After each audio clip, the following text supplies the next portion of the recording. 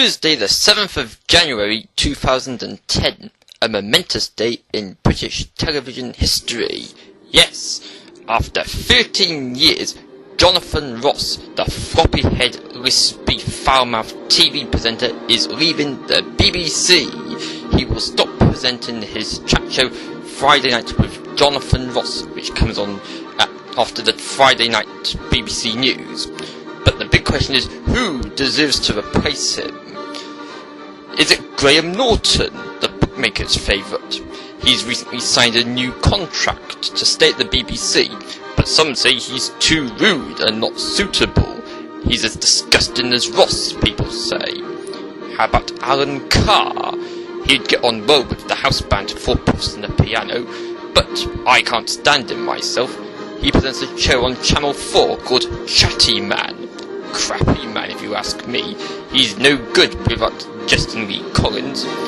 So, I propose my favourite candidate, the BBC Three talented comedian, Mr. Russell Howard.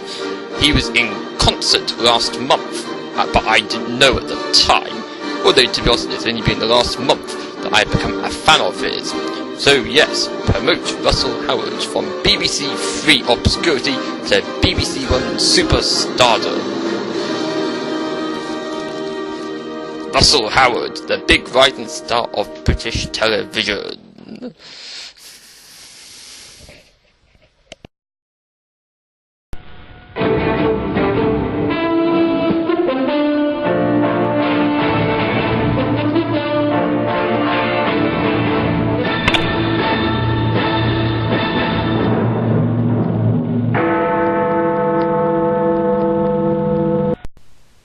Hello everybody, I'm Chris Williams, so welcome to my video blog. Last month I was in London and I purchased this book here about J. Robert Oppenheimer, the guy who was in charge of the Manhattan Project, which developed the atomic bomb. Because I study astrophysics in university, so nuclear physics is one of my interests, and I've just noticed on the web that by chance Tsutomu Yamaguchi, the only man to be recognised as being in both Nagasaki and Hiroshima when both atomic bombs were dropped. He has now subsequently died from stomach cancer, aged 93. I read about him before when he was alive, but it's quite amazing that he was present when both atomic bombs went off. He was exposed to both lots of radiation, and he survived all this time.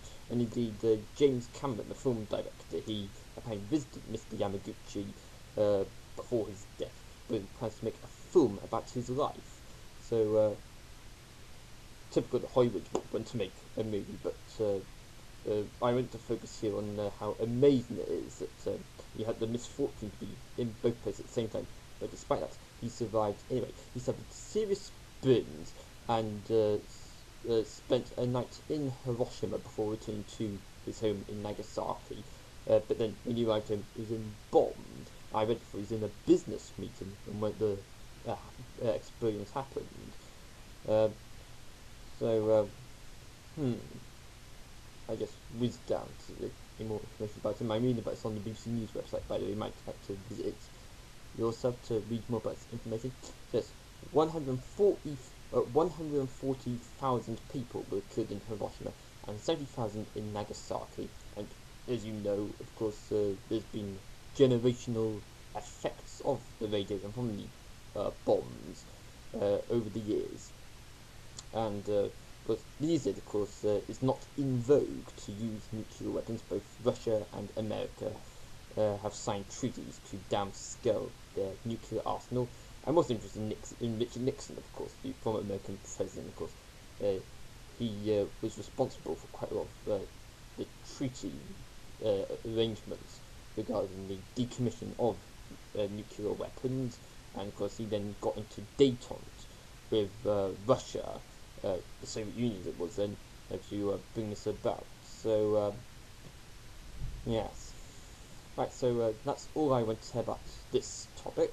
Now, I'd like to say thank you to the 800 people who, for some reason, watched my video book I posted yesterday, Wednesday the 6th of January 2009. This book was about Gordon Brown, the British Prime Minister, and the internet craze of Space Monkey, which you shouldn't engage in, it's dangerous. But 800 of you watched, and YouTube have told me actually that 400 of those views are in Israel, so hello to any Israelis who join me today. Of course, quite appropriate we're talking about nuclear weapons in this blog, of course, because Iran have been threatened to attack you with nuclear weapons, and of course, you have your secret stash of nuclear weapons that you only told the rest of the world about in recent years. But yes, thank you for joining me for this video, and if you want to watch future videos, if you want to see other videos of mine, feel free to visit my written blog, musingofchriswilliams.blogspot.com, where you'll see a list of the most popular videos up until now. But you're able to find it through YouTube, which are the most popular videos. So I hope you can join me for future video blogs, and I hope that you will visit my written blog, musingofchriswilliams.blogspot.com. And also, if you collect memorabilia to do with Marvel hero cards like Spider-Man and Captain America, for instance, you might be interested in this. Because my sister sells stickers and trading cards at her website, which is on ebid.net, and if you visit my written blog, you'll see the link for that site. Okay, thanks for joining me. Until next time, it's bye for now. Bye bye.